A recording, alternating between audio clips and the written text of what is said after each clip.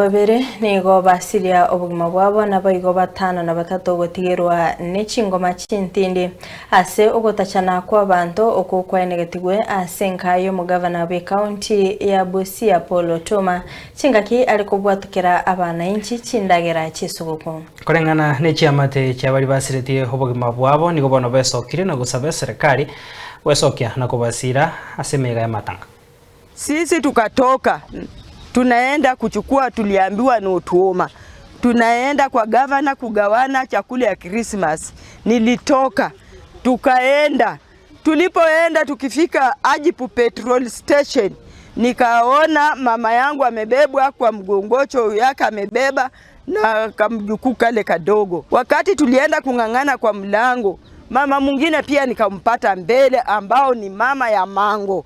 Mkono yangu iliumia kwa sababu ya kusukuma huyo mama, ni mkongwe, hawezi kufanya nini, hawezi kufika pale, hawezi kutembea, pia kuna mgongoji.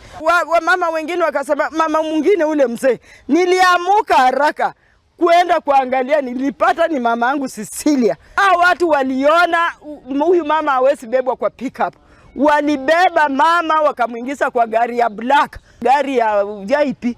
Ndio walikuwa wanasema wampeleke kusenda. Ndio kutoka huko kukuja nikapata simu, mama ameaga. Grandson to the grandmother that had just left us today.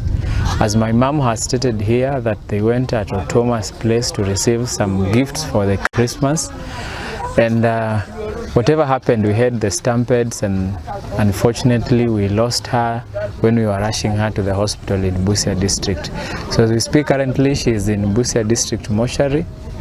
This evening we've been there. We wanted to transfer her to Sega mortuary. Our grandmother is a very strong woman. She's been an advisor to not only to the family members, but to the entire village members around this place. As a family, because our grandmother has gone at the time not expected, and they were called by the government to go there and to receive the gifts, we are calling upon the government to come in, because there are so much that are required at the moment, so that familia, if possible, ipate haki.